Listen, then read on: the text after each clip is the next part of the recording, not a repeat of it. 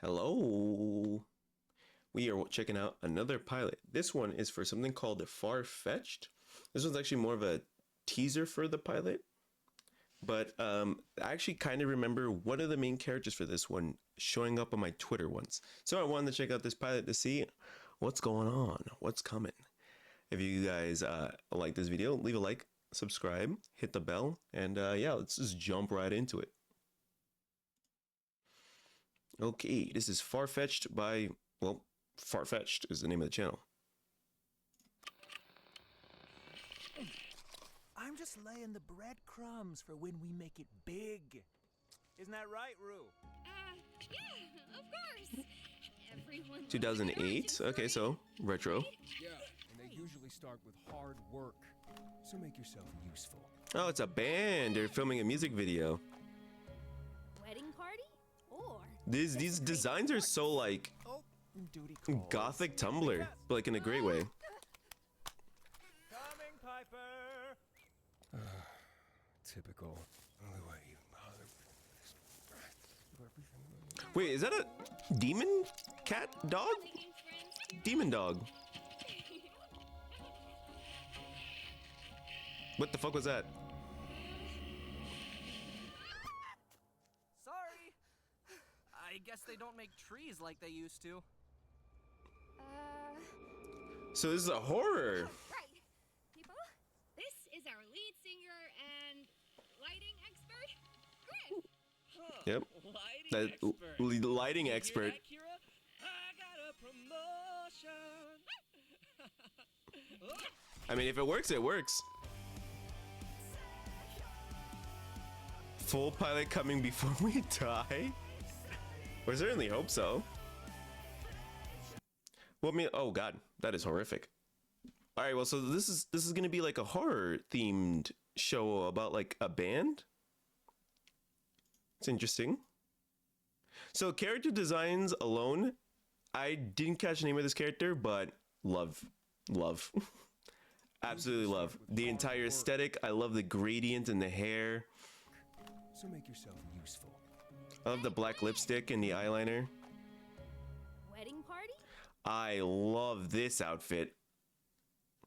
Oh my god, I love the like the puffiness of it, but then they have like the two little horns with the witch hat. This is real. I'm assuming this is like the costumer or the costume designer. What is the name of the wardrobe? I believe is the name of the people who are in charge of like what the outfits. So I think this is just like wardrobe, but they just call it. But the design of this character also, like I am. Oh my god. I listen. When it comes to the gothic aesthetic, is a bit of a weak spot for me. So this character right here and this character right here, peak designs. Hey, Quinn. I also am noticing that they got this like interesting what's the word I'm looking for? Like brushed, but like it looks like what happens when paint chips away over time, like eroded kind of brush. Like it looks like an erosion brush kind of. I don't know if that's actually the name of it, but in the terms of like Wedding the party? aesthetic for a horror, I'm assuming it's horror because that was a pretty horrific moment, but the aesthetic for a horror show or like at least like a dark show, I think the idea of having like the colors kind of like erode away on some of the trees and the leaves are actually really good touch. And I like that everything kind of has like this colored pencil, like it feels like it was drawn with colored pencil. Corpse. Oh, duty calls. Think fast. Nice catch. Piper. Also, look at this, the there's like a bit of squatch and stretch in this little bit of animation, right? You can like whoop like hold on, you can just look at that the actual liquidation of the character to show like quick erratic movements. It's like ooh, oh man, right here. Yeah. You know what's crazy is that there was an artist that I used to watch a lot of that did Game Grumps animateds, and they would do frames like this, like very floppy stretch frames, but like not as like a squatch and stretch, but like as like holding on this frame of the animation as like the resting pose for the character. And I always thought it was like funny and goofy, so like seeing it here is also cute. But they're doing it as like a means to to communicate motion instead of just like holding on it. But yeah, this whole thing kind of has like a little bit of like a color pencil aesthetic to it, even like the thinness of the lines. Because like the thickness of the lines come, like the thick lines come when they're like outlining certain character details, like lighting, like edge lighting and stuff like that, or like just the hair. To juxtapose the dark colors, they put like white outline. But then everything else is like really thinned out. Serving, by the way, that character is serving. You always gotta have your typical brooding character. This guy is somebody's himbo somewhere. This character is cute also. I like the charms in the hat. I really like the charms in the hat, and I love the matching dog demon, but with like human hair. I wonder if this is like an actual person that just kind of like transforms into a dog, or this is like a dog that transforms into a person at times. It's adorable.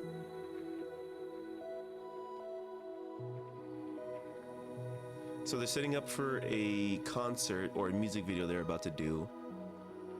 Everything is like dark and macabre, but then she sees something in the forest. Looks like it could just be a bear, but then steps out and it looks like it's a werewolf. But I also can't tell because this also might be the snout. Is it looking this way, or is it looking dead on and like this is the snout, this is a mouth too? Or that might be a nose. Is it, this like might be like eye, nose, like the snout, and then ears folded back. So that might just be like ear. That might just be the, wait no, but this is wait, these could be horns instead of ears, or this could be a horn instead of ears. I actually can't tell what that is. It might just be it might just have multiple mouths. Is that creepy looking? I like that the hairs of it stand up right before it's like right before the tape falls in front. Like the hairs on that creature stand up. It's like a kind of like a anticipation moment. Yes, I wonder what the name of their band is. Is it on the truck that they're fishing out of? Papa Swirl, their ice cream truck, Stop for Kids. I mean, maybe their band is called Swirl. I don't know.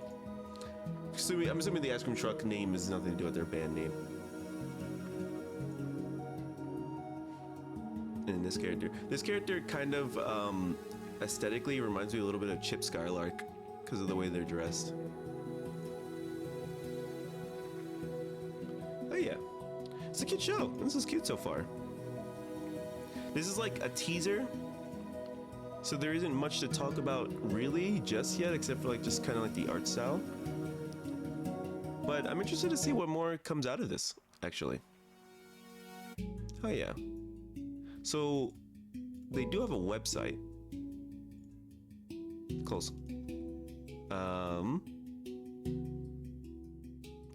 For Farfetched. They have proof of concept. These are the characters. So they have names. Rue Carvello, voiced by Nola Klopp. Always trying to act fine no matter how not fine things are, Rue was trying to carve out a path for herself until a chaotic canine creature entered her world and forked her life up. She's had a love for both the cute and corny since her youth, cuddling with plushies while watching monster movies with her dad. This false sense of security never prepared her to handle both the supernatural and actual adult world. As she nervously joins her newfound friends to play keyboard for Sesamoid. Okay, so Sesamoid. I don't know why it took me 3 tries to read that. Sesamoid is the name of their band. She struggles to maintain control of her suppressed emotions and the adorable beast she's unleashed. Oh wow, so they get deep with the character bio here. So 23. Got an April baby. Her questioning sexuality. Interesting. That's definitely gonna probably come up in one of the plot points. You even got fun facts for the character. That's cute. It's like a whole like OC sheet. So basically, outwards very happy-go-lucky, but has done the whole happy-go-lucky shtick so much that it kind of hinders her ability to feel certain emotions. Is what I got from the bio. False sense of security never prepared her to handle both the supernatural and actual world as she nervously joins her newfound friends. Yep, she struggles to maintain control of her suppressed emotions. Yeah, and like even this like little portrait kind of shows that uneasiness in their face. Ooh, that's gonna be interesting. So, let's check out all the characters here. It's oh, we didn't meet these. We might as well open them. All right, so we got. Taking a while to load. Did any of these load? Oh, wait, there you go. So we got Kira. Can you fuck off? We got Kira. So she's a dog, just a normal dog. Don't ask why she has hair or is purple. Okay, she's anything but normal. But she's Rue's emotional support creature. She uses multiple mysterious powers and frightening forms to fight off both Sesamoid's supernatural and Rue's internal struggles. Oh, so she's actually able to fight. Oh, Jesus, that demon dog form is crazy. The defensive form right here. So she fights off Rue's internal struggles. So is that oh wow, they actually put a D&D character for the fucking dog. That's hilarious. So she fights off Rue's internal struggles. I wonder if that means as like a figuratively, as in she's an emotional support dog, so she's very comforting to Rue, or literally as in at a certain point Rue's internal struggles and like suppressed emotions is going to start manifesting creatures, or a creature maybe in an episode. It could be kind of like Persona, like the idea behind Persona. Also, age dog, birthday dog. Fair enough. So next we have, fuck it, don't ask again, fuck off. Quinn Huckley. So Quinn Huckley. Very much love this aesthetic.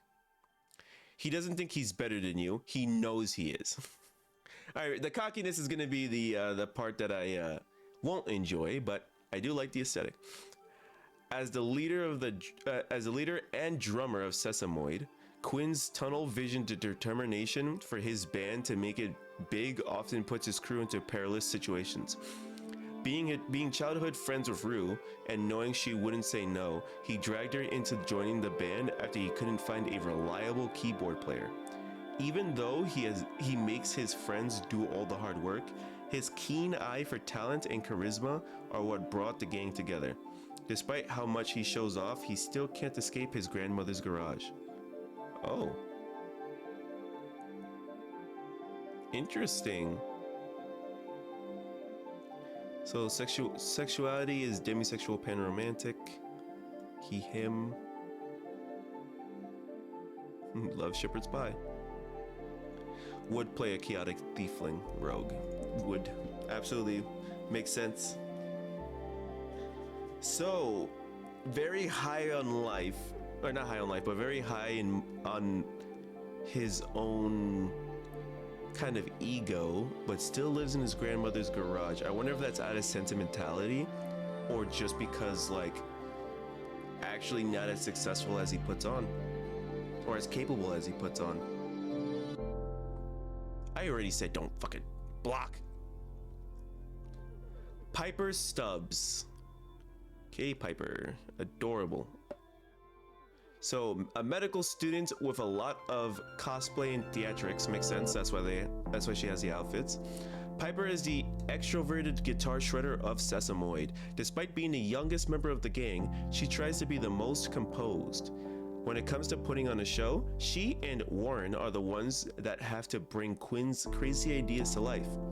Nobody is quite sure where she finds the time to pull everything off, and it's kinda scary. She tries her best to keep the gang in high spirits, even if that means neglecting her own needs and standing in harm's way with her trusty six string. Okay, self-sacrificing, I see. Chaotic good elf wizard. And they even do playlists for the characters, by the way, that gives like a vibe of the character. This is so interesting. Like, what an interesting way to talk about your characters. Like, basically humanizing them so much. Fun facts, putting a playlist up, giving like the pronouns, birthday, like sexuality and age and shit. It's like way more than the character sheet. This is like straight on. Like, you can tell these are the creators of the show are probably D&D players. Probably. They go really ham in the paint on giving backstory and a lot of background to their characters, which I appreciate, honestly. Okay, Griff. No last name. An unpredictable airhead with a heart of gold. You'll probably find the lead singer of Sesamoid inside of your local trash can. Armed with a powerful voice and cursed with an accident-prone existence. Mood, same. Griff is a friend to creatures both big and small. He was a bit of a drifter, happily just existing, until Quinn acquired him for the band. Now he makes his home inside of Sesamoid's untrusty ice cream truck, Papa Swirl. It may be hard to understand his logic sometimes, but he always has the best intentions. Okay, so basically very much like the Shaggy of the group almost, but like minus the cowardice. 22. Birthday is Griff. Okay. He, him, asexual, panromantic. Alrighty. So probably gonna be like a comic relief maybe, or just like the grounding character. Warren Weber. Oh yeah, this motherfucker looks like you can tell by just look at this posture alone. Straight up, shoulders broad, hands and fists. This motherfucker's got a stick far up there. Like your dad after an 8-hour car drive, Warren has had just about enough. Yep. As the bassist of Sesamoid, this intellectual behemoth is the sole member of the band with a realistic mindset. While he has his friends' best interests at heart, he isn't afraid to let them know how often they're horribly misguided, especially Quinn. He handles all the hard work, from constantly fixing the ice cream truck to making sure their shows don't implode. His college degree isn't taking him anywhere, so he spends his time slapping the bass and keeping this group of misfits from dying. Okay, so interestingly enough, this is like basically another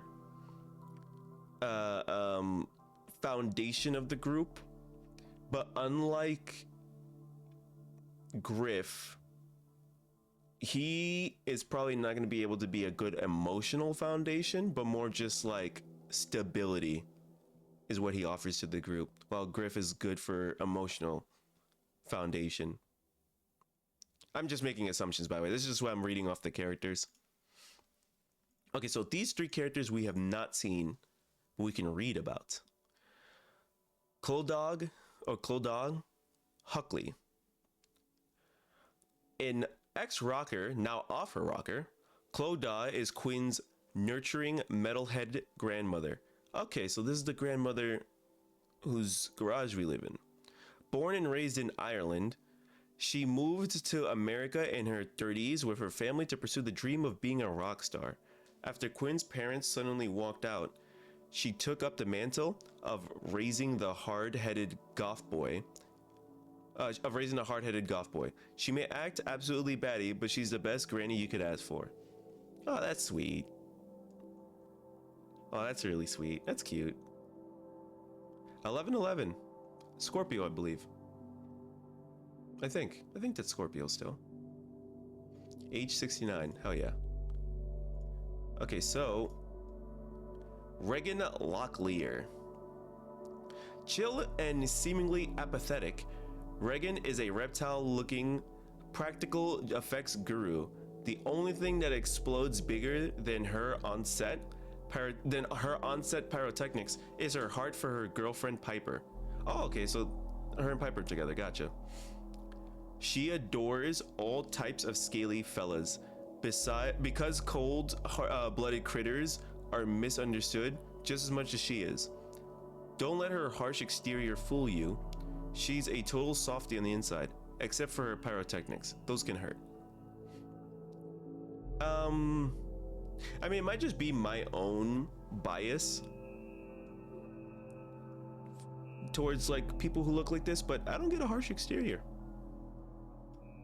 I don't know. It's just because like I have a lot of alt friends who dress like this, and they're the sweetest people you'll ever meet. So I'm just kind of like, my brain is just coded to see people who dress like this and think, yep, total softie, absolute sweetheart, gives the best hugs. She, they, demisexual, biromantic. Favorite animal, snakes. Nice. And the final character, Drain Creed.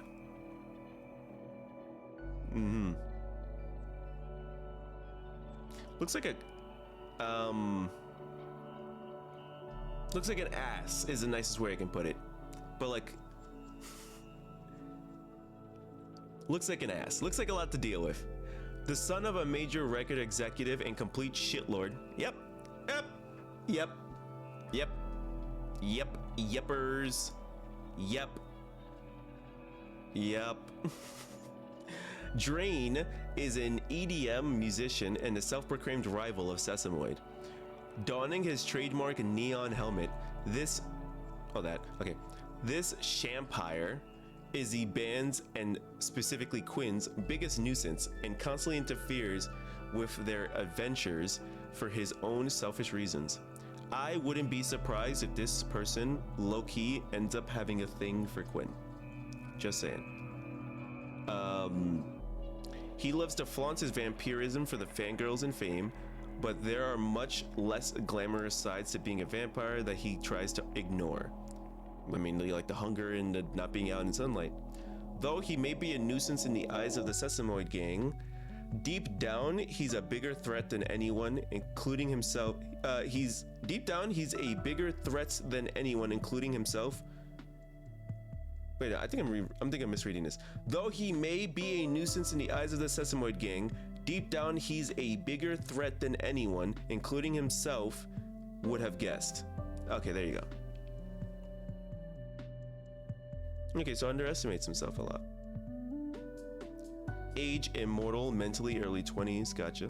Straight, sexuality is quotation straight. I mean, that's what I mean, cause like, really, you're a vampire, and you're a vampire, you live for eternity, and yet you choose to spend your time purposely being the rival and nuisance to specifically Quinn and Quinn's band. You got a thing. You got a thing. You know, it's cute. It's nice. It's adorable. Alrighty, well, yeah, this is Farfetched. Pilot teaser. I don't think there's anything else that they released. Yeah, they released some of the Sesamoid songs. Teeth song. Listen, I said Chip Skylark, and they're well aware. So yeah, it's actually cute that they actually do music videos under Sesamoid themselves.